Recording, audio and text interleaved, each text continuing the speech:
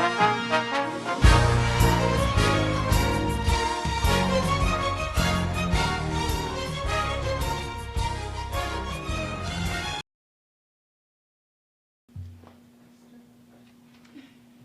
few weeks ago, oops, I better turn this on. A few weeks ago, I was pondering in my study, and I wondered to myself, what are Christians reading these days? So I went to that great source of products on the web, Amazon.com, and I typed in Christian books and did the sort order according to biggest sellers down to least sellers, and looked through about 10 pages of Christian books, the biggest sellers today on Amazon. And I was quite surprised because there was page after page after page of Christian romance books. Since I don't read them, I suppose I was a bit surprised. And what was even more surprising is that probably maybe 90% of those were Amish romance books. I thought that was quite interesting because, you know, the Amish culture is quite almost patriarchal, sort of like the Old Testament. And I thought all these modern liberated women are reading these books about the Amish and their regimented lives, and how some Amish girl falls in love with some married man, etc., etc. All turns out all right in the end.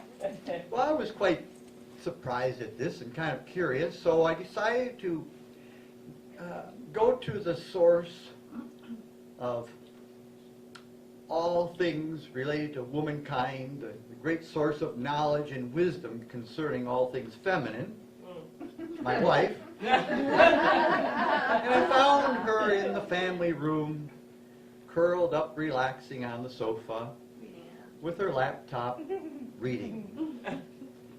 So I said to her, "What you reading, honey?" "A novel." "Oh, a romance novel?" "Yes." "An Amish romance novel?" "Yes." Well, tell me something. I'm really confused about this. Personally, I like to read true history. I'm not into escapism of any type. I like to read actual, factual, historical history, verifiable history. Why do you like to read novels? And she said, well, because first of all, it's enjoyable reading, and they teach good moral principles, and it's inspiring. And besides that, she said, the details depicted in these books are quite accurate to Amish life and living, even if the story itself may not be an actual happening. It's quite accurate as to all the details of Amish culture. And I thought, well, that makes some sense. And then I thought about it some more, and I thought, you know, women probably haven't changed a whole lot in all these years. And I'll bet women have always enjoyed a good romance novel. And in my reading, I came across a book by Matthias Henze of Rice University called The Narrative Frame of Daniel. And he says, one of the most popular types of Jewish literature during the Second Temple period was the Jewish novel. And another book I came across, The Jewish Novel in the Ancient World, published by Dr. Lawrence J. Wills of Cornell University. He claims that the novels were read by more Jews during the Second Temple times than any other type of literature. I thought that was quite interesting. And we see examples of this romance story, for example, in the apocryphal book of Judith. Judith, of course, isn't in our main Bible, it's in the Apocrypha, but it tells a story of a Jewish girl living in a patriarchal society who was able, single-handedly almost, to defeat an enemy of her people, the Nebuchadnezzar. And it's an inspiring story. So even if it was not an actual happening, even if there wasn't a Judith who did the things in the book of Judith, it still is an inspiring story and teaches moral values, as my wife would say, and is enjoyable reading and accurate in many of the details it depicts about life in those days. And I thought some more about it, and you've got the book of Esther in our Bible, and people argue about, well, is it historical or non-historical? But all the books of the Bible, basically, were not written as history books. They weren't written as the last word on the events of the period that they're talking about. They were theological books. The whole purpose was theology, getting religious truths across. And that's why, as I said in my last talk, you have one of the greatest kings of the ancient world, the Israelite King Omri, who has 8 rather bland lines in the Bible, whereas you have the Judean King Jehoshaphat with 3 chapters in Chronicles, and he was much less of importance. But because the events in that era related to the prophets were important to relate. And similarly, one of the greatest battles of the ancient world was the Battle of Karkar, held in, I think, 853 BC on the river Orontes, never mentioned in the Bible at all. But then there are lesser battles and events that are talked about in the Scripture because they relate to theological subjects and so forth.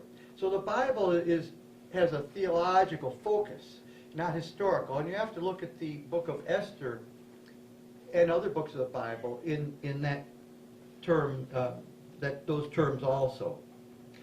So I want to look today at 4 basic areas. First, dating and accuracy of the cultural details in books such as Esther. Secondly, the condition of the exiles that are depicted. We'll find that they are at home in the exile, no desire to return to Jerusalem, contrary to what so much of you read in modern theology today. Next year in Jerusalem. None of that in the book of Esther. Not at all. Thirdly, the patriarchal system and concealment. Is Esther to be celebrated as an example to follow, especially since it's strongly patriarchal? And fourthly, Purim itself, a pagan festival holiday adopted by Jews, perhaps? We'll take a look at that subject. Well, first of all, I want to, just as a background, talk about the book of Esther is the sole basis for the Jewish holiday of Purim. There's no other basis in the Bible for Purim than the book of Esther.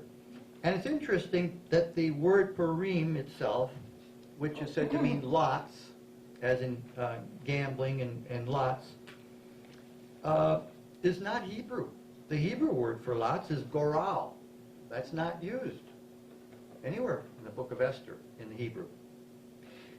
The Persian word for lots, the book of Esther is set in Susa during the Persian era.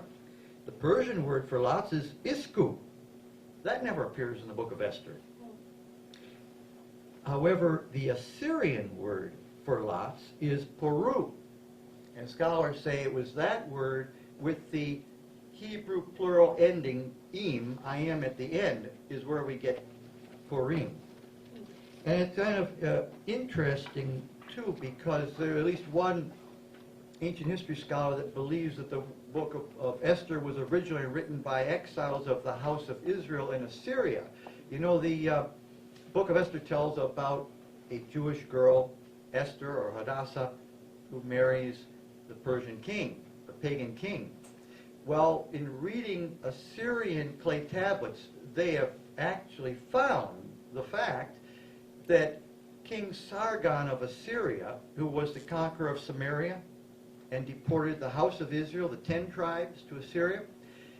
His wife was an Israelite, and they know her name, Atalia.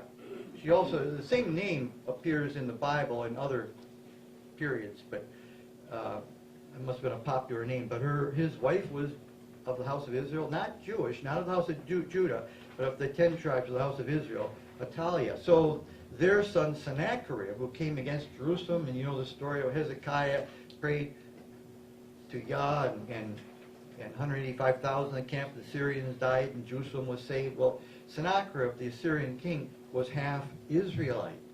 Interesting. And Sennacherib's second wife is believed to have been also an Israelite. They haven't yet found proof of that, but from her name, I forget what it was, they believe she might have been Israelite. So at any rate, there's a lot of interesting things behind possibly the book of Esther. I don't want to get into all that, but just as background, in ancient Persia, there were two capitals, Pasargadae, or three, Pasargadae, Persepolis, and Ecbatana. And in the Elamite kingdom, there were two capitals, Susa and Anshan. And Cyrus, the Persian, conquered the Elamite kingdom and combined the two of them. So you had all these former capitals. And in the Persian era, kings spent summers in Ecbatana, spring in Babylon, because of the great extremes of temperature, spring in Babylon, autumn in Persepolis, and winter in Susa. And because Susa was incredibly, intolerably hot in the summer. So a king wasn't going to put up with that. They wanted comfort, so they had the cooler places, that summer in Ecbatana and winter in Susa. So that all ties in with the book of Esther. The kings actually did spend time in Susa, as the Bible tells. So the historical details, that and much more in the book of Esther, is historically correct.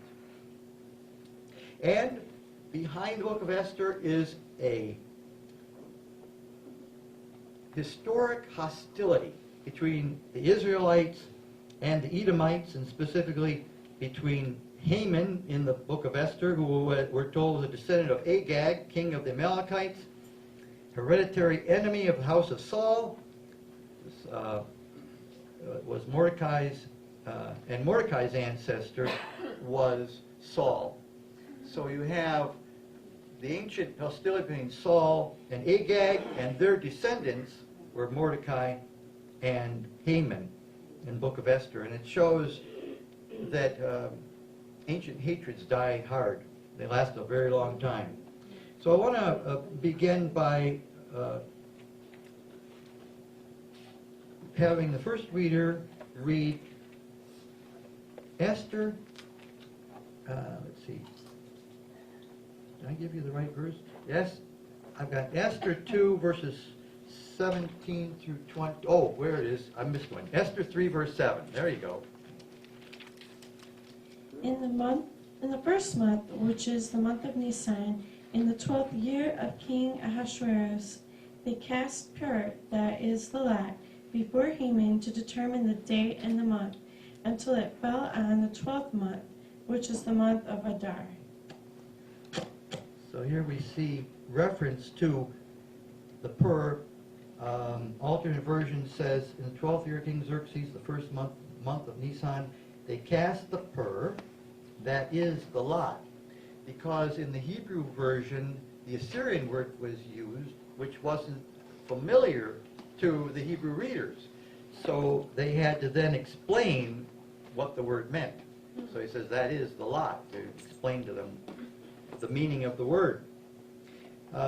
In Jewish Quarterly Review, volume 65, is an article by Dr. Robert J. Littman of the University of Hawaii on the religious policy of Xerxes in the book of Esther. And he says, "It is agreed that the book of Esther has a historical setting in the reign of Xerxes and is replete with details of Persian court life."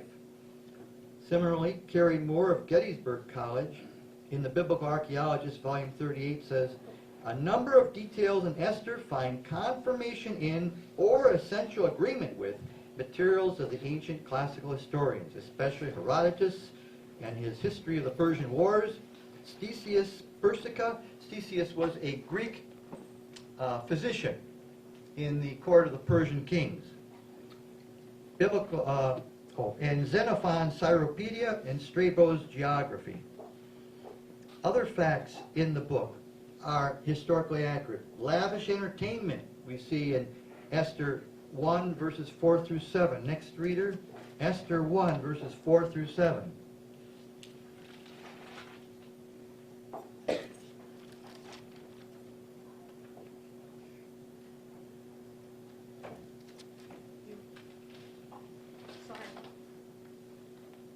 Esther 1 verses 4 through 7. Here we're reading about Xerxes. When he showed the riches of his esteemed reign and the splendor of his excellent greatness for many days, 180 days. And when these days were completed, the sovereign made a feast lasting 7 days for all the people who were present in the citadel of Shushan, from great to small, in the courtyard of the garden of the sovereign palace. White and blue tapestries were fastened with cords of fine linen and purple on silver rods and marble columns. The couches were of gold and silver on a mosaic pavement of the alabaster marble, mother of pearl, and black marble.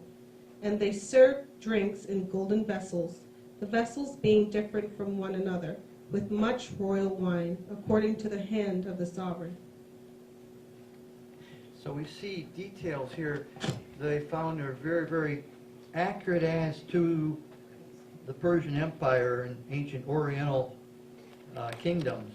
They talked about the white and blue linen, which they used, the marble pillars, the goblets of gold. In the New York Museum of Art, I think it is, they have on display an actual goblet that came from the court of the Persian kings. And it was beautiful gold and depicted a lion on it, a winged lion.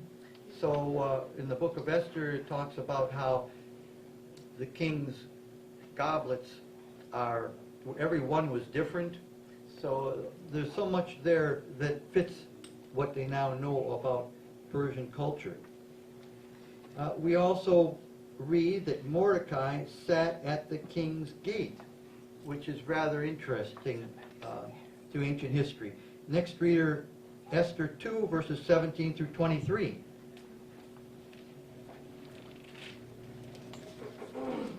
Esther chapter 2, verses 17 through 23.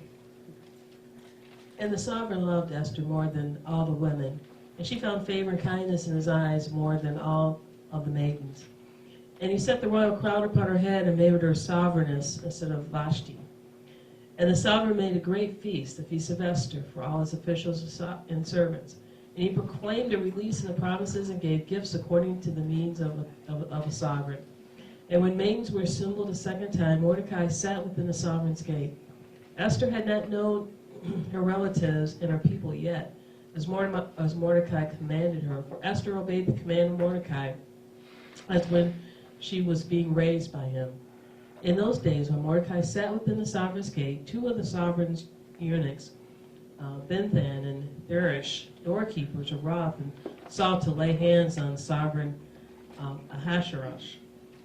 And the matter became known to Mordecai, who informed sovereigness Esther, and Esther spoke to the sovereign in Mordecai's name. And when the matter was searched into, it was confirmed, and both were impaled on a stake, and it was written in the book of the annals in the presence of the sovereign. And so we see here twice it's mentioned that Mordecai sat at the king's gate. And historians have found that according to Xenophon, the Greek historian, in his Cyropedia, chapter 8, and Herodotus, in his History, chapter 3, Persian officials had to remain at the gate of the palace. They were stationed there and had to remain there where they could be summoned at any time. And so you see this in the book of Esther, not only there, but also in chapter 5, verse 13, and chapter 6, verse 10. So all of these and so much more is historically accurate to the period. One of the leading Israeli archaeologists and historians is Shemariyahu Talman, and he says there is a strong argument in favor of dating the composition of the Esther story in the beginning of the Persian era. The traditional setting of the book in the days of Xerxes I, 485 to 465 BC, cannot be wide off the mark, he says, from his book Wisdom in the Book of Esther. And yet the word Purim is not found until sometime in the 1st century AD, long after the period of the events in the book, long after the book is believed to have been first written.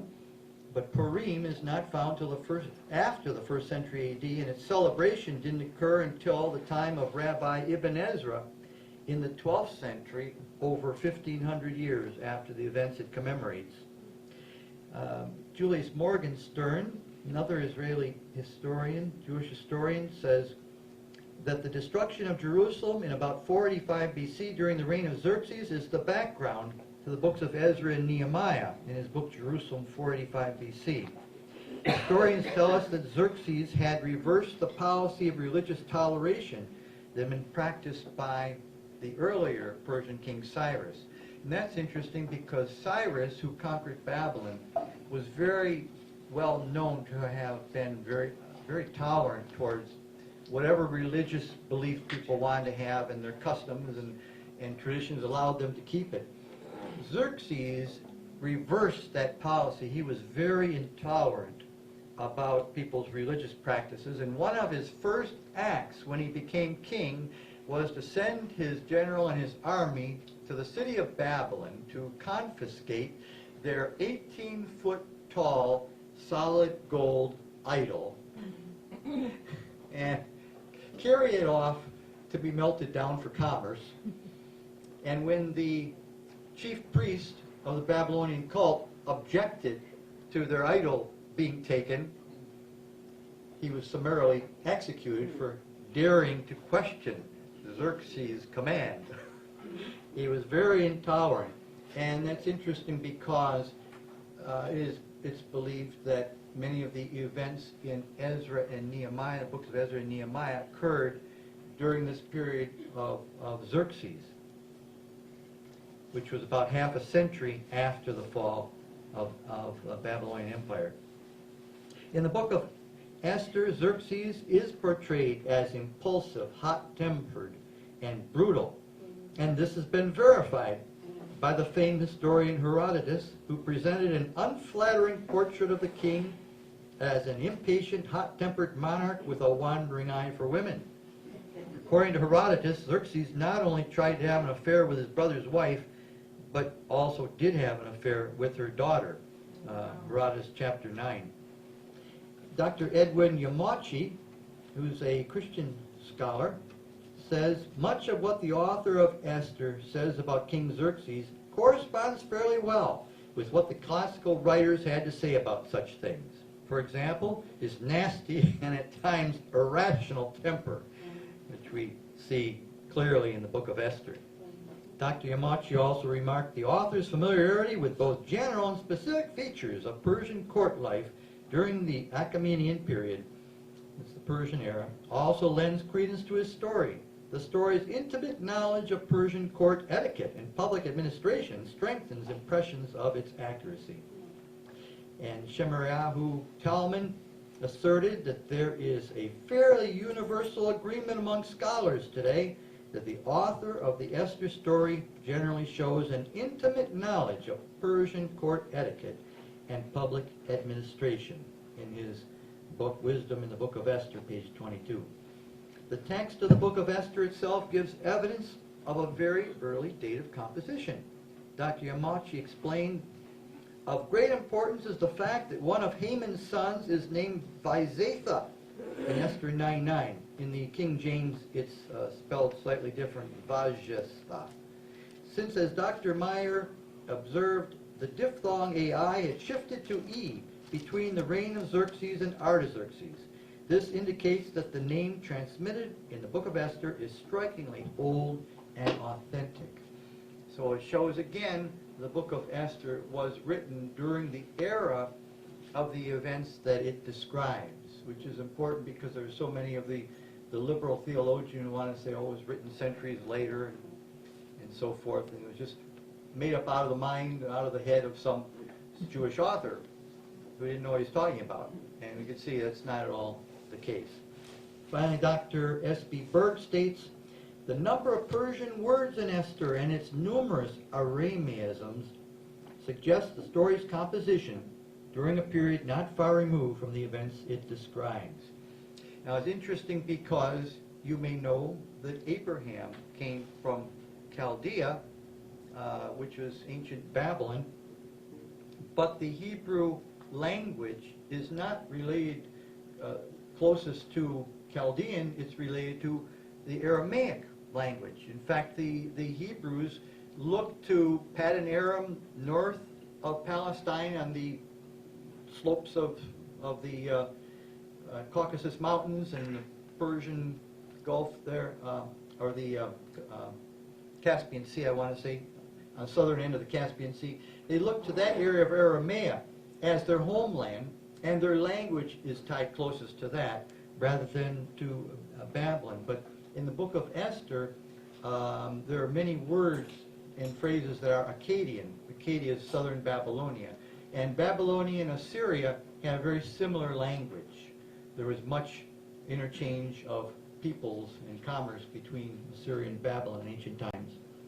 So, all right, the next thing I wanted to discuss is the condition of the exiles. Condition of the Israelite exiles. As we'll see, they were quite at home in the exile after a period of time, that is, with no thought of return. Now, that wasn't true at the beginning of the exile, and there's a very famous passage we'll look at. Next reader, let's turn to Psalm 137, which is written right after the exile from Jerusalem by the Babylonians began.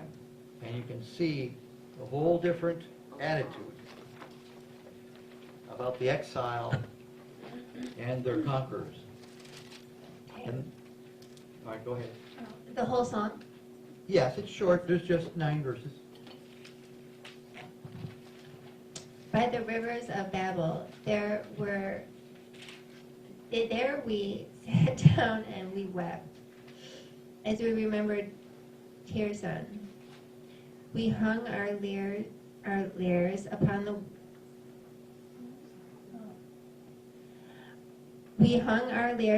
willows in the midst of it. For there our captors asked us for the words of a song, and our plunderers for rejoicing. Sing to us a song of Tirsan. Zion. Okay, that. How could we sing the song of Yahuwah on foreign soil? If I forget you, O Jerusalem, let my right hand forget. Let my tongue cling to my palate. If I do not remember you, if I do not exalt Jerusalem above my chief joy. Remember, O Yahuwah, against the sons of Edom, the day of Jerusalem, who said, lay it bare to its foundation. O daughter of Babel, who are to be destroyed. Baruch is he who repays you your deed, what you did to us. Baruch is he who shall take and dash your little ones against the rock. So you can see the strong language there. Those last 3 verses I never read in churches today because they are so violent and negative. And I found it interesting, a couple of years ago when I was in London, a friend in London took me to the historic Methodist Tabernacle downtown London, right across the square from the big Westminster Abbey, for the Sunday evening service. And the topic, by coincidence, was Psalm 137. And I said to him, just watch, he's not going to read the last 3 verses. And he didn't. And of course, people in Methodist Church generally don't bring their Bibles, so no one was was aware that anything had been left out. But you can see how angry they were. Happy is he who repays you, seizes your infants, dashes them against the rocks. That is some very, very violent, angry language. And that is the tone of things at the beginning of the exile. But we see further on, towards the end of the exile, a much different situation. Wasn't quite anywhere near that negative. We'll take a look at that in the book of Daniel. Next reader, Daniel chapter 2, verses 46 through 49.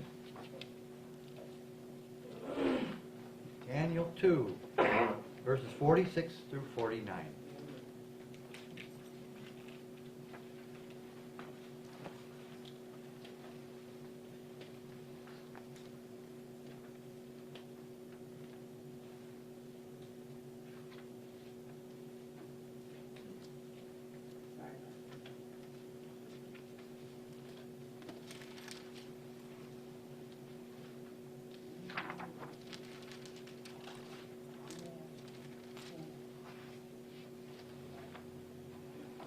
Got the Bible? Daniel 2, 46 through 49. Somebody have the verse? Yeah, I got it. Good.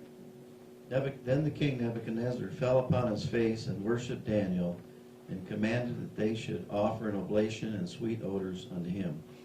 The king answered unto Daniel and said, Of a truth it is that your Elohim is a Elohim of Elohims and a Lord of kings and a revealer of secrets, seeing you could reveal this secret. Then the king made Daniel a great man and gave him many great gifts and made him ruler over the whole province of Babylon and chief of the governors over all the wise men of Babylon.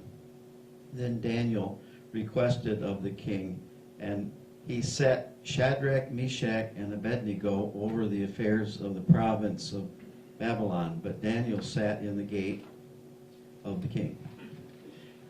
And historians have verified that Jewish exiles did often receive places of importance and honor in both Assyria and Babylon and Persia during these exiles. In fact, I found it interesting that the last Babylonian king, you recall Belshazzar, he had a personal guard composed entirely of Judeans because he felt he could trust them to protect his life. Compare that with Psalm 137. He didn't trust Babylonian soldiers to protect him because, as you know, he was part Aramaic and he had elevated the Aramaic gods over the Babylonian gods, and there were threats on his life from the Babylonians. So he didn't feel he could trust Babylonian soldiers, so he had a personal honor guard entirely composed of Judean soldiers. Quite interesting, quite a turnabout over the course of the Babylonian exile. Next reader, we'll take a look at the next chapter of Daniel, chapter 3, verses 28 through 30. Chapter what? 8? 3. Daniel 3, verses 28 through 30.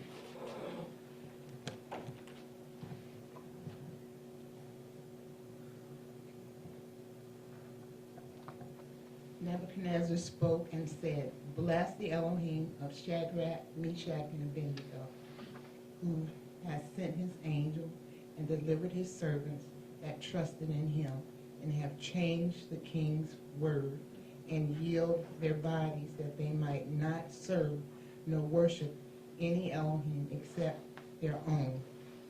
Therefore I make a decree that every people, nation, and language which speak anything amiss against the Elohim of Shadrach, Meshach, and Abednego shall be cut in pieces, and their houses shall be made a dunghill, because there is no other Elohim that can deliver after this sort.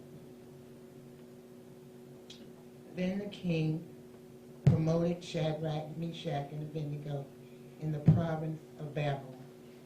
So hold your place here in Daniel, but isn't this interesting?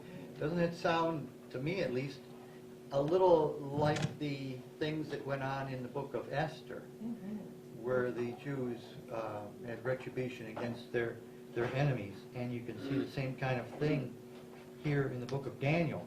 And it says the king promoted Daniel's companions, Shadrach, Meshach, and Abednego. That was their Babylonian, they had Babylonian names when they were they're in Babylon, as well as their Aramaic or Hebrew original names. Next reader, Daniel chapter 4, and let's read, this is an interesting passage. Next reader, Daniel 4, 1 through 16. Nebuchadnezzar the king, unto all people, nations, and language, that dwell in all the earth, peace be multiplied unto you. I thought it be good to show the signs and wonders that the high God hath brought toward me. How great are his signs, and how mighty are his wonders. His kingdom is an everlasting kingdom, and his dominion is from generation to generation. I, Nebuchadnezzar, was at rest in mine house, and flourishing in my palace. I saw a dream which made me afraid, and the thoughts upon my bed and the visions of my head troubled me. Therefore I made a decree to bring in all the wise men of Babylon before me, that they might make known unto me the interpretation of the dream. Then came in the magicians, the astrologers, the Chaldeans, and the soothsayers, and I told the dream before them, but they did not make known unto me the interpretation thereof. But at the last Daniel came in before me, whose name was Belteshazzar, according to the name of my God, and in whom is the spirit of the holy God. And before him I told the dream, saying, O Belteshazzar, master of the magicians, because I know that the spirit of the holy gods is in thee, and no secret troubleth thee. Tell me the visions of my dream that I have seen, and the interpretations thereof. Thus the visions of mine head in my bed. I saw and behold a tree in the midst of the earth, and the height thereof was great. The tree grew and was strong, and the height thereof reached unto heaven, and the sight thereof to the end of all the earth. The leaves thereof were fair, and the fruit thereof much, and in it was meat for all. The beasts of the field had shadow under it, and the fowls of the heaven dwelt in the bowls thereof, and all flesh was fed of it. I saw in the vision of my head upon my bed, and behold, a watcher and a holy one came down from heaven. I cried aloud and said, thus hew down the tree, and cut off its branches, shake off its leaf, and scatter its fruit. Let the beasts get away from under it, and the fowls from his branches. Nevertheless, leave the stump of his roots in the earth, even a band of iron and brass in the tender grass of the field. And let it be wet with the dew of heaven, and let his portion be with the beasts in the grass of the earth. And let his heart be changed from man's, and let a beast's heart be given unto him, and let 7 times pass over him. Now imagine that you're in the court of this powerful pagan king, and you go and tell him, well, here's what your dream means. You're going to have a period of insanity and be removed from your throne. A lot of kings would say, off with your head. You give them something like that. And as we will see in the next verses, that Daniel himself was very worried about giving this dream interpretation. Next reader, Daniel 4, 17 through 28.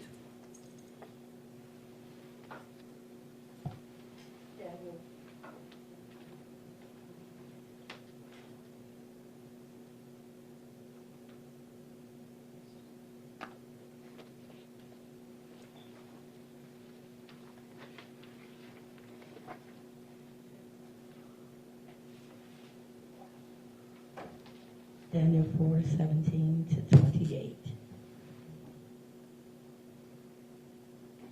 This matter is by the decree of the watchers, and the demand by the word of the holy ones, to the intent that the living may know that the Most High ruleth in the kingdom of men, and giveth it to whomsoever he will, and setteth up over it the basest of men.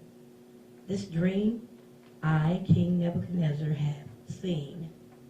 Now thou, O Belteshazzar, declare the interpretation thereof. For as much as all the wise men of my kingdom are not able to make known unto me the interpretation, but thou art able, for the spirit of the holy gods is in thee. Then Daniel, whose name was Belteshazzar, was astonished for 1 hour, and his thoughts troubled him. The king spake and said, Belteshazzar, let not the dream or the interpretation thereof trouble thee. Belteshazzar answered and said, My lord, the king be to them that hate thee, and the interpretation thereof to thine enemies. The tree that thou sawest, which grew and was strong, whose height reached unto the heaven, and the sight thereof to all the earth, whose leaves were fair, and the fruit thereof much, and in it was meat for all, under which the beasts of the field dwelt, and upon whose branches the fowls of the heaven had their habitation. It is thou, O king, that art grown and become strong, for thy greatness is grown and reacheth unto heaven, and thy dominion to the end of the earth. And whereas the king saw a watcher and an holy one coming down from heaven, and saying, Hew the tree down and destroy it, yet leave the stump of the roots thereof in the earth, even with a band of iron and brass, in the tender grass of the field, and let it be wet with the dew of heaven, and let his portion be with the beasts of the field, till 7 times pass over him. This is the interpretation, O king, and this is the decree of the Most High, which is come upon my lord the king, that they shall drive thee from men, and thy dwelling shall be with the beasts of the field.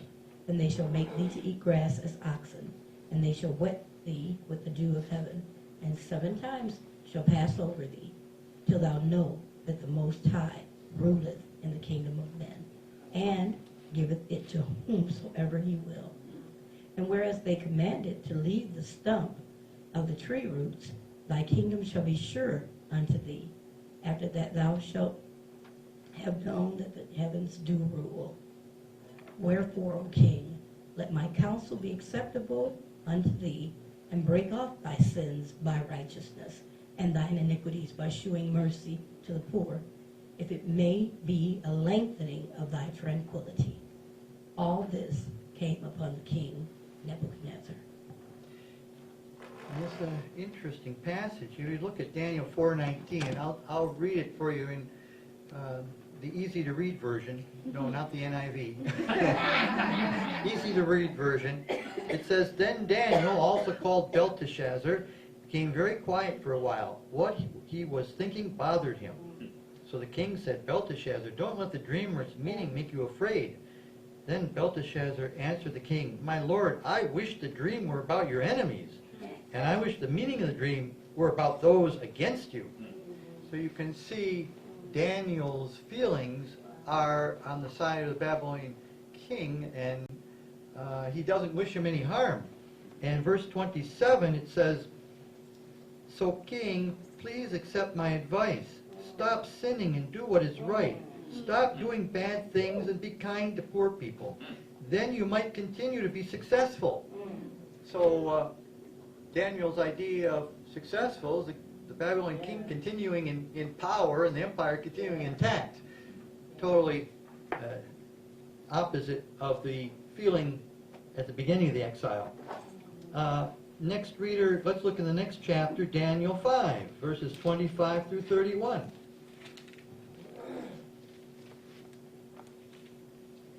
Daniel 5, verses 25 through 31.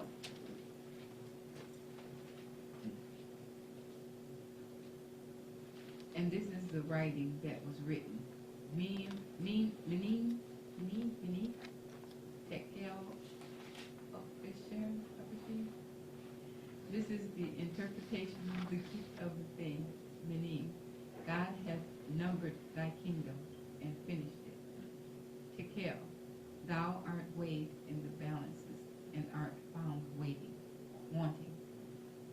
Perez, thy kingdom is divided and given to the Medes and Persians. Then commanded Belshazzar, and they clothed Daniel with scarlet and put a chain of gold around his neck and made a proclamation concerning him that he should be the third ruler of the kingdom, in the kingdom. And in the night was Belshazzar, the king of the Galilean slain, Chaldeans.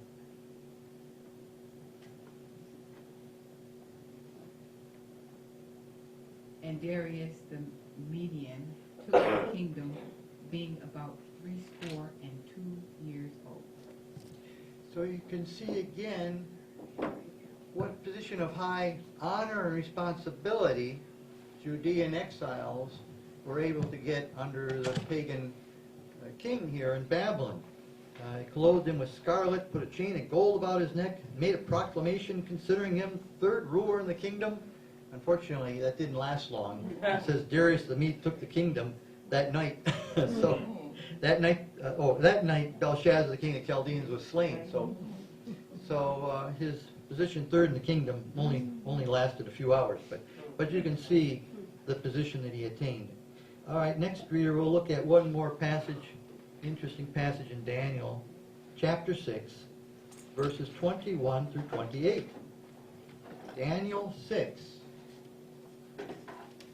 verses 21 through 28.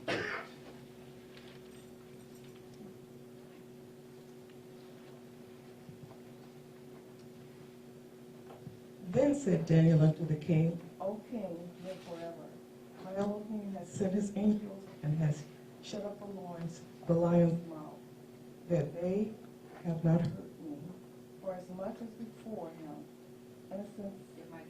Mike's not. Yes, it's on. It's on now. It's on? Nope, it was. Okay. My king has sent his angels, this is 22. My king, my Elohim has sent his angels and has shut the lion's mouth, that they have not hurt me. For as much as before his innocency was found in me, and also before thee, O king, have I done no hurt. Then was the king exceedingly glad for him, and commanded that they should take Daniel up out of the den. So Daniel was taken up out of the den, and no manner of hurt was found upon him, because he believed in Elohim. And the king commanded, and they brought those men which had accused Daniel, and they cast them into the den of lions. Then their children and their wives and the lion had the mastery of them, and break all their bones in pieces, or even they came at the bottom of the den, wherever they came at the bottom of the den. Then King Darius wrote unto all people, nations, and languages that dwell in all the earth, peace be multiplied unto you. I made a decree that in every dominion of my kingdom men trembled and feared before the Elohim of Daniel. For he is a living Elohim, and steadfast forever, and his kingdom that which shall not be destroyed, and his dominion shall be ever unto the end. He delivered and rescued, and he worked signs and wonders in heaven and in earth. He has delivered Daniel from the power of the lion. So this Daniel prospered in the reign of Darius and in the reign of Cyrus the Persian.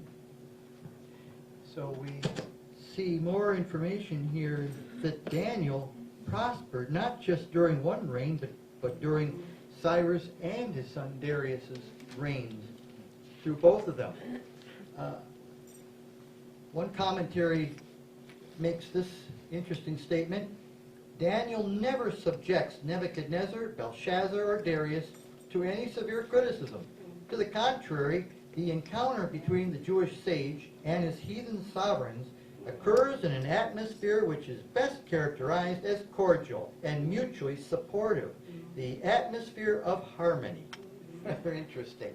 And an old commentary by Hippolytus of Rome, his commentary on Daniel from the beginning of the 3rd century AD. For an early Christian view of this, he wrote that Daniel had sincere concern for Nebuchadnezzar's welfare. He says, quote, "The blessed Daniel has become his advisor, who, like a good physician, wishes to heal his wounds. For about an hour, Daniel was without reason, and his thoughts confused him." That's from Daniel 4:16. "He did not want a single word to come out of his mouth. Thus he showed the love he had for the king, so that the king might humble himself and be saved by doing what the prophet was telling him." Unquote from Hippolytus Commentary, Chapter 3. Now, the rabbi's opinion was much different than that. We read that for the rabbis in Jerusalem, by contrast, nothing seemed more troublesome than the thought that Daniel could have felt true compassion for the notorious tyrant. The rabbis claimed that Daniel's concern for the king was purely theatrical, calculated rather than heartfelt. But I think we can all agree that there's too much here in the stories of the exile to say that Daniel was just lying in all these statements he made, and it was all just theater. No, there's too much there. Interesting what the Talmud has to say about Daniel. Talmud says, quote, "Do not believe for a moment that the righteous Daniel would have offered such advice to Nebuchadnezzar." Never mind, the Bible says so. Don't believe it for a moment. Nebuchadnezzar, who hated the omnipotent one, if he had not known that Israel was wasting away from hunger as it wandered about in exile. It didn't seem like Daniel was wandering anywhere.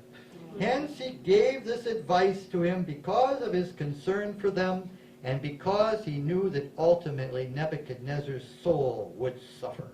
Unquote. That's from Tanhuma, Mishpatim 4, translated by S.A. Berman in an English translation of Genesis and Exodus from the printed version of Tanhuma Yelamedinu with an introduction, notes, and indexes. Anyway, long title.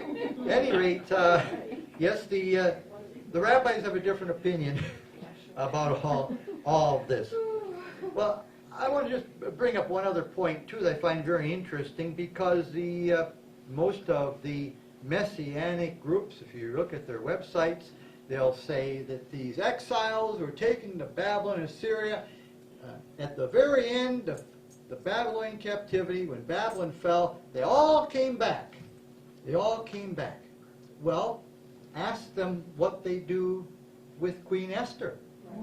Because Esther was written during the reign of Xerxes, 485 to 465 BC, which was over a half a century after the fall of Babylon. Long after the return of a few of the exiles under Zerubbabel that we read about in the books of Ezra and Nehemiah. And also note that all the way through Ezra and Nehemiah, we're just through Nehemiah, look at all the way through those two books. It says over and over again, who came back? The tribes of Judah and Benjamin. These two tribes, Judah and Benjamin, over and over again. Nothing about any other tribes returning, just Judah and Benjamin. But these Messianic groups are all saying, oh, they all came back, all 12 tribes all came back. Well, what do you do with Ezra and Nehemiah? So you can see there's a lot of falsehoods that are taught today in some of these religious groups. Well, let's look at the next subject, the subject of patriarchy and concealment. Is Esther to be celebrated as an example to follow? And even more specifically, an example for women to follow. First of all, many of the rabbis had some embarrassment over Esther. I read in one commentary, it's likely the rabbis viewed Esther as a comedy because there are many reversals. For example, Ahasuerus, or Xerxes, who put his wife to death on account of his friend, is the same Ahasuerus who put his friend to death on account of his wife. That's from Esther 1:1 from the Talmud Targum Shini. So in other words, what they're saying there is that Vashti was put to death on account of the king's advisor Memucan's advice. And the rabbis identified Memucan with Haman without any justification, by the way, and put friend Haman to death on account of wife Esther. So they find some humor in some of these incidents. For example, in Esther 6:11, it may not have been humorous for Haman, but we read that Haman's daughter Shlachtivath threw a pot of excrement on Haman's head, thinking it was Mordecai. And according to the Talmud, she was so upset that she had thrown a pot of excrement on the head of her father that she committed suicide after it, as the Talmud says. That's not in the Bible, by the way. That's what the Talmud says. At any rate, did you know that Esther has been conferred sainthood in the Catholic Church? That would impress you. That's right. Esther's Catholic sainthood is well documented, a beatification.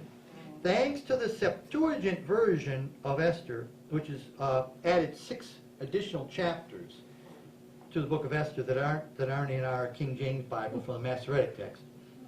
Thanks to the Septuagint, whose enhancement of her religiosity allowed the Roman Catholic Council of Trent in the Middle Ages to canonize her book and to cite Esther as a fitting role model for women. And the figure of Saint Esther still prevails both in Spain and in some of its former colonies, according to Judith Newlander in her book, The Ecumenical Esther, Queen and Saint. Well, Esther is a part of the patriarchal system, and feminists disparage Esther for being what they call handmaiden of patriarchy, obedient, pliable, silver-tongued, and manipulative, a woman who gets her way by placatory language and ingratiating formulas. Her behavior is said to undergird the assumptions of patriarchal ideology by showing that a woman should be obedient and submissive. And by the way, in patriarchal Old Testament times, there was a difference between property and belongings. Did you know that? Property and belongings are 2 different things. Property included, for example, your oxen and mule and your land, but your belongings included your wives and daughters. So women had a status higher than the land and the animals, but men could still sell their wife and daughters off at a whim. And also, slavery was legal, as you probably know from Scripture. So these Messianic groups, who seem to think that the New Covenant is just the Old Covenant with Yeshua kind of tacked onto it, have a lot to answer for. At any rate, Christian expositors have often believed that Esther was failing of personal virtues as well, other than the Catholic Church that beatified her. The Septuagint, which added, as I mentioned, 6 chapters to Esther, makes her into a faint-hearted, delicate, obsequious lady who faints like a stereotypical Victorian damsel. She swoons at the mere sight of her husband's dreadful radiance. Then, even after he has reassured her, she passes out again. That's the Greek version of Esther, which they date to the 1st century BC. It came later. The lack of religious piety in the Hebrew version of Esther is notorious. God is not mentioned by name at all. Neither Esther nor Mordecai display any concern for any of the laws of Judaism, even though one of Haman's calumnies against the Jews is that they have laws different than every other people. So let's take a look at that. Next reader, Esther chapter 3, verses 8 and 9. Esther chapter 3, verses 8 and 9, the laws of the Jews.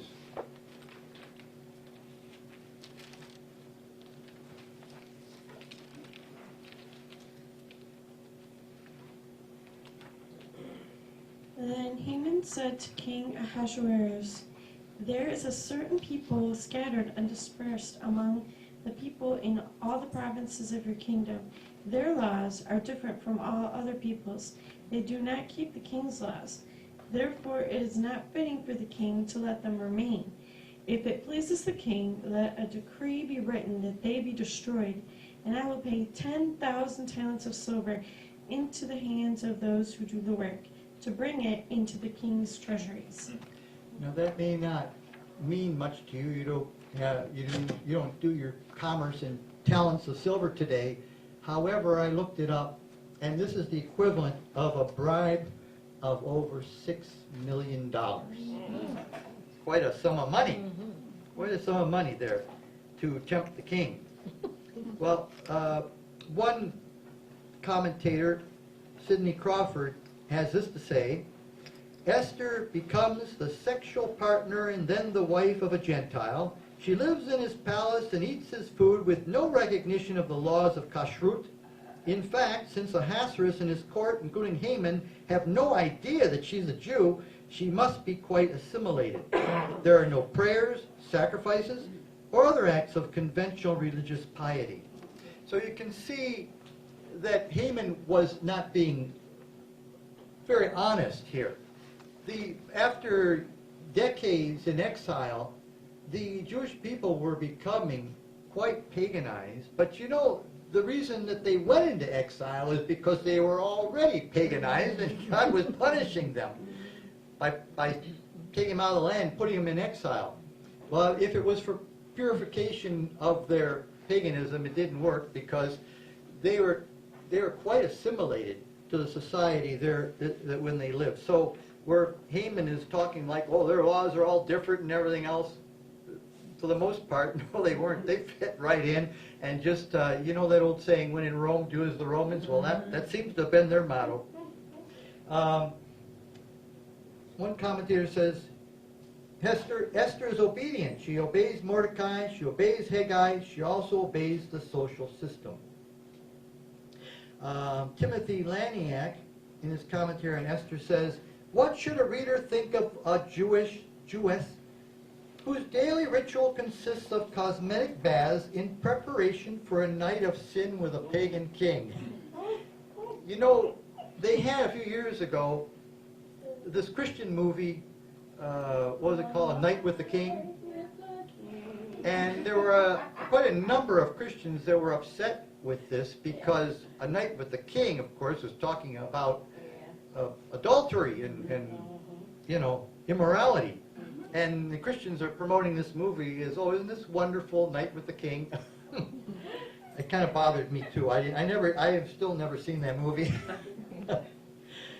He went on, he said, what of one lost in a courtly crowd whose suspicions are never aroused by any distinctively Jewish behavior? Instead of challenging the king's diet as Daniel did, she prepares the king's food. This is the one known not for her religious habits, but for her beauty and charm and her erotic capacities. I'm quoting here. Her choice is not to reveal her Jewishness, but to avoid risk by concealing it. The word concealing, we'll talk about, is very appropriate to Esther. He says, Esther seems flagrantly anti-Torah.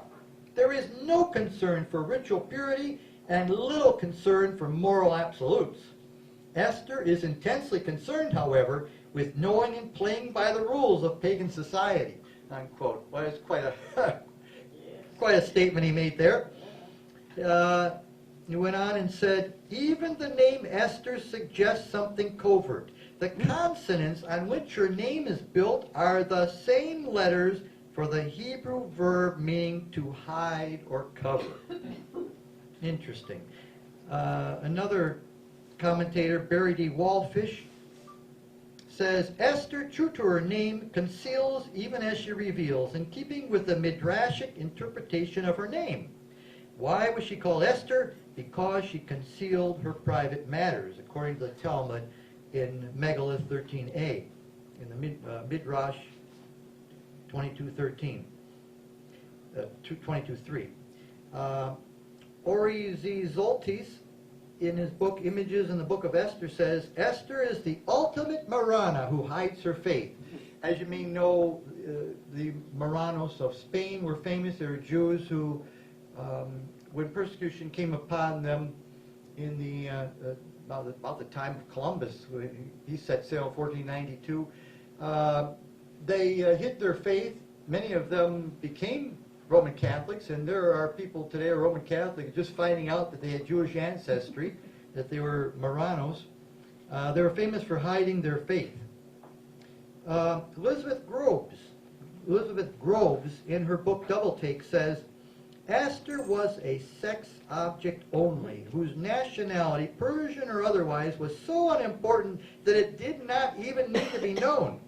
Girls were rounded up and deflowered by the king for his pleasure and his vanity, probably by the hundreds, and then they would linger forgotten in the harem for the rest of their lives. The king's sexual indulgence represented a theft of sorts, which affected the girls' families even to future generations, unquote. Because the girls were never allowed to marry and have children, have descendants, it was a theft of their families' futures. So you can see this is a very serious matter here. In Esther 2:17, in the Hebrew text, there are some scholars who think that it's speaking about women as well as virgins. And Barry Wallfish says in his commentary, if women and virgins are mentioned in the same verse, the king must have tried out married women as well, unquote. Interesting statement. So his morality knew no bounds. Rashi in the Talmud says, it is interesting to note, this is quoting the Talmud, and he says that it's interesting to know that the Talmud in Tosafot suggests that Esther used birth control in order to avoid the issue of questionable paternity of any resulting offspring. I really doubt it. I don't think that was her choice. Anyway, the Talmud in the Zohar says, claiming that the Shekinah, or divine presence, hid Esther and sent a spirit in her place, intimating that she never actually slept with the king. So Esther has been a point of embarrassment for the rabbis and embarrassment for Christians. But, you know, rather than disparaging Esther and saying, well, it belongs in the Bible and so forth, if they realize that it is accurate as to the details of the culture of that period. It was a patriarchal society, and these things went on. And to just cover it up and have a puritanical view that this never happened is really not really a safe thing to do. This is actually went on, and the book of Esther is very accurate as to the events of that era. Now let's finally talk a little bit about the festival in the book of Esther called today Purim.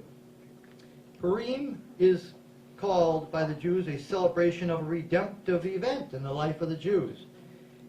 But the thought occurred to me, should all redemptive events in history be celebrated as religious holidays? There are, in fact, other non-Pentateuchal feasts mentioned in the Bible. The record shows a celebration of redemptive events in 1 Maccabees. I'm going to read these in the Apocrypha. 1 Maccabees 7:49, 1 Maccabees 13 verses 49 through 52, 3 Maccabees 6 verses 30 through 36. All command that holidays be kept in honor of events that were described in those places. None of them seem to have continued beyond the time of Jamnia, as in the 1st century A.D. According to Mark Whittier's in this Journal for the Study of Judaism. There's also the feast commanded in the letter of 2nd Baruch. That's the second apocalypse of Baruch, chapter 86, verse 1. A feast commanded. Another feast not mandated by the Pentateuch, This was a fast commemorating the Roman destruction of Jerusalem that never took hold in the Jewish religious world. Some of them kept it for a while, and it never really took hold, according to the Journal for the Study of Judaism.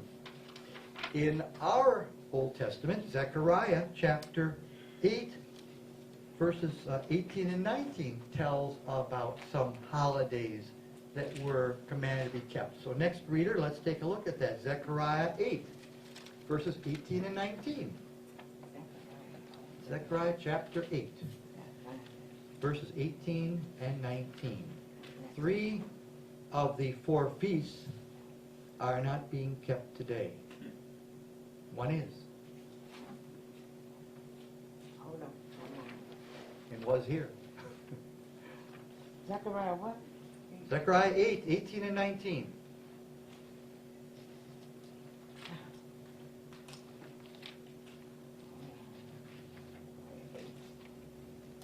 Eight, what?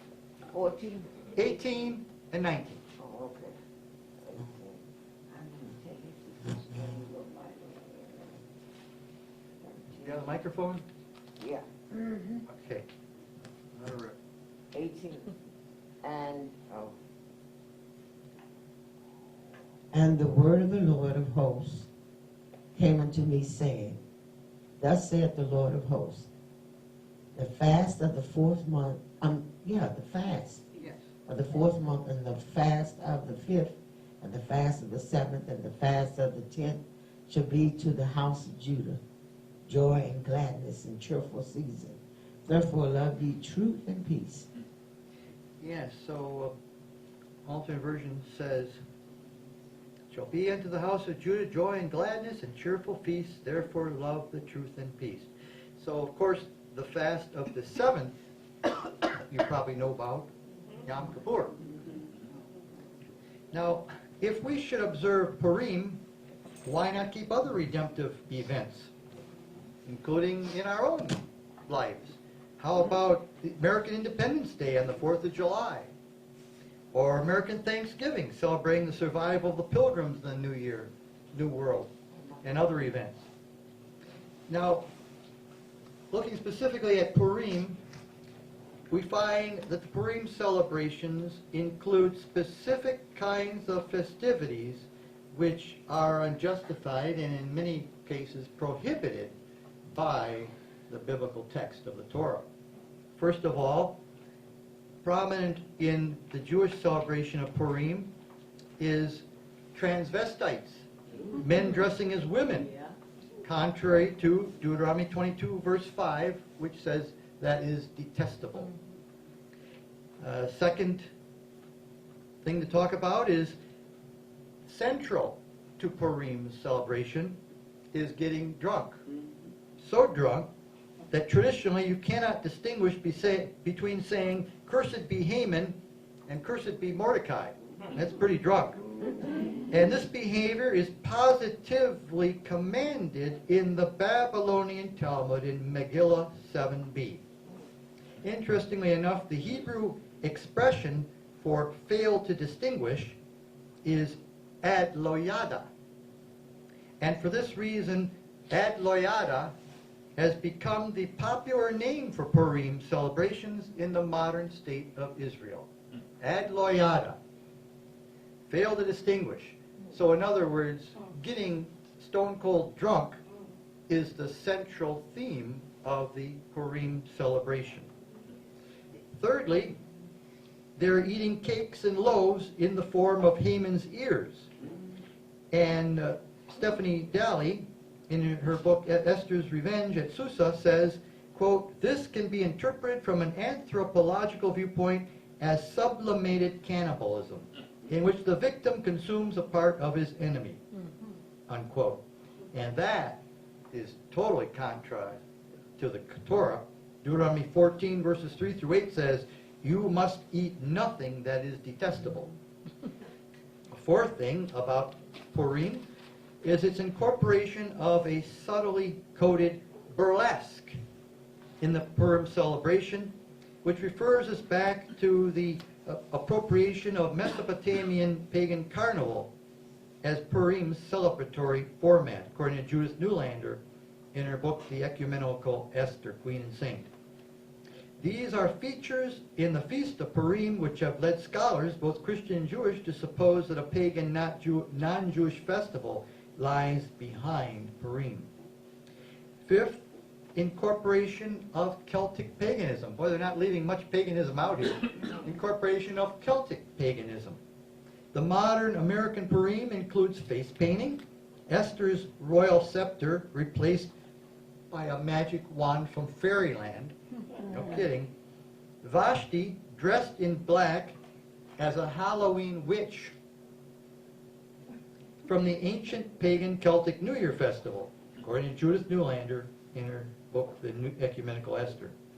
The sixth thing is, in general, playfulness and lightheartedness have been characteristic of Purim and the Esther story from the beginning. Transgressing boundaries, flouting Jewish practice, and mocking Jewish law, i.e. the Torah, are common practices on Purim, according to Dr. Barry Wallfish in his study Kosher Adultery. So you want to keep Purim, you're supposed to mock the Torah, supposedly. The seventh thing is Stephanie Dalley, one of the leading Middle scholars, says, friends took me to a Purim service in Oxford, England, to witness the high spirits of a liberal tradition, including whirling football rattles, men dressed in women's clothes and jewelry, and hissing, booing, and stamping at the sound of Haman's name, and brought me a selection of Haman's ears for delectation, or to eat. Unquote from Stephanie Dalley. The Jewish modern term for Purim, Adloyada, shows that the central focus of the holiday is on drunkenness, to be so drunk that you can't distinguish good from bad, right from wrong. This is also highlighted in the book of Esther. And let's take a look at Esther 2, verse 10 and 11. Next reader, Esther 2, verses 10 and 11.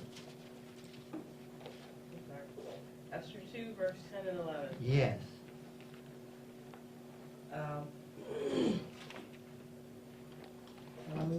Esther 2, verse 10 and 11. Esther had not made known her people or relatives, for Mordecai had commanded her not to make it known. And every day Mordecai walked about in the front of the courtyard of the women's quarters to learn of Esther's welfare and what is done to her. Oops, I wrote the wrong passage down. But at any rate, what I was trying to write down was the passage that said that King Xerxes was half drunk with wine. I think that's in chapter 1. But at any rate, I looked at various translations. The New Living Translation says King Xerxes was half drunk with wine. Leeser says merry with wine. Gordis says the king was far gone. Greenstein says the king's heart was good from wine.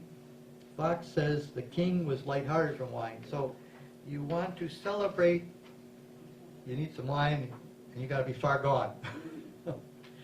The demise of Haman and his sons is for many Jewish audiences laughable, and everyone celebrates by allowing the fun of the story's finale to spill off the stage, so to speak, and off the narrative page into a raucous festival.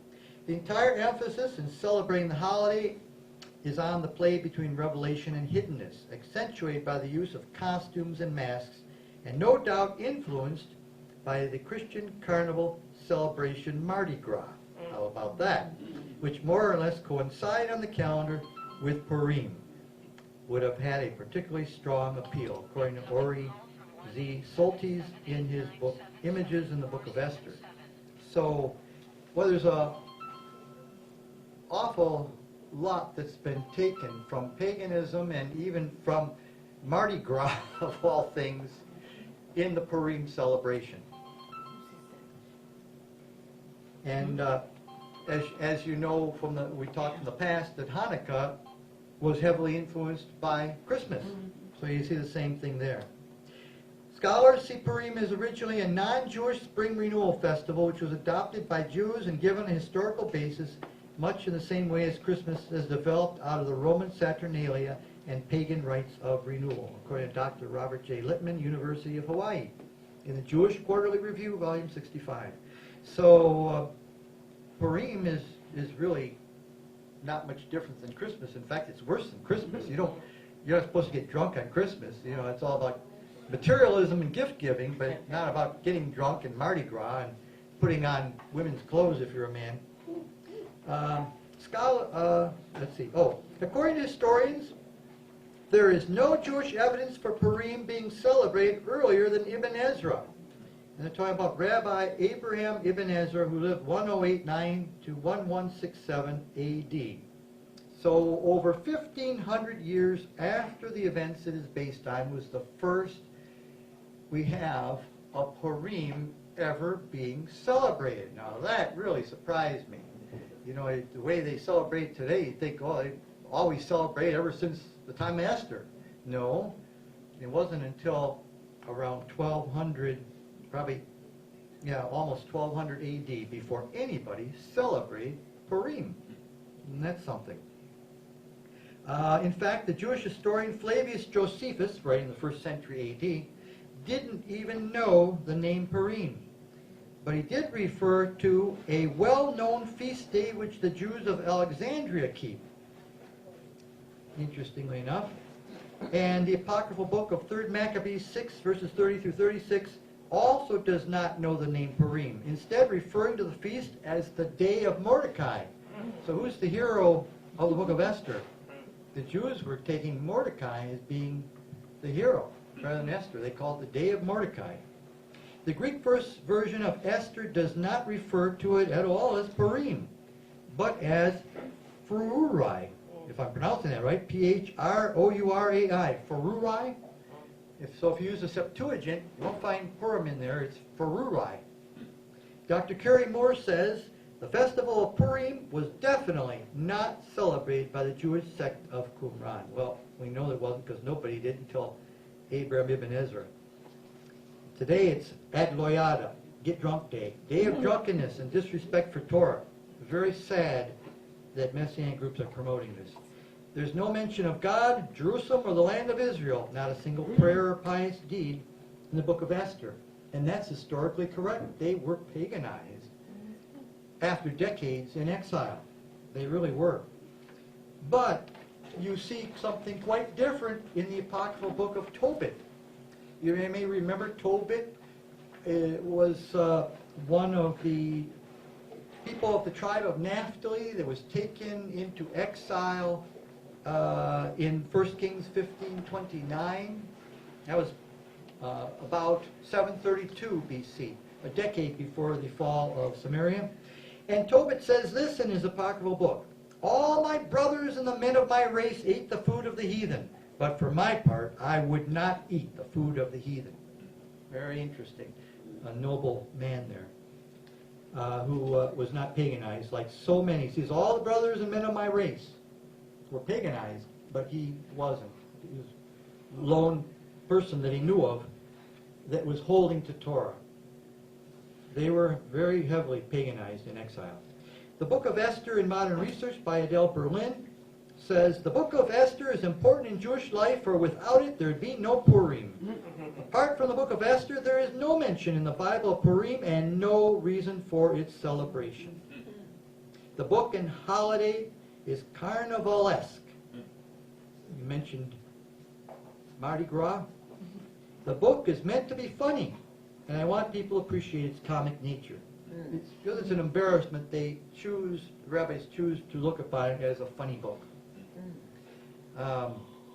There are some moments you could call humorous, but all the people getting slain and killed, 75,000 throughout the Jewish provinces and another 500 in Susa itself, is not so funny. And as I mentioned, the book of Esther says that there were multitude of exiles, Jewish exiles, in all the provinces of the Persian Empire. The book of Esther says there are 120 provinces, all the provinces of the Persian Empire, and yet the Messianic groups are almost all saying after Babylon fell, city of Babylon fell, they all came back, every one of them. Well, tell that to Esther. There is no Purim in the Christian calendar, and there is a stream of Christian teaching that perceives the book as lacking in moral values and literary merit. There are parts of it that modern Jews also find offensive. Yes, there are. So at any rate, in summary, the book of Esther is very accurate. The scholars, leading scholars say the book of Esther is very accurate to the time period in which it was written. The events, the culture, the paganism that went on, the brutality that went on, the patriarchal attitudes that went on. That is all very accurate. And it shows us, they know from looking at the text, that the book of Esther was written in that time period, not long afterward, as liberal theologians prefer to say. It is an accurate portrayal. And it is valuable for that reason for us to look at and to see what the exiles went through and what the lessons of that time period are. There are a lot of lessons there. So just like the book of Judith, which is a kind of a parallel theme, the book of Esther has a lot to teach us and lead us to moral conclusions in our own lives. So we'll close with that. Are there any questions? Are you ready to celebrate Ad Loyata?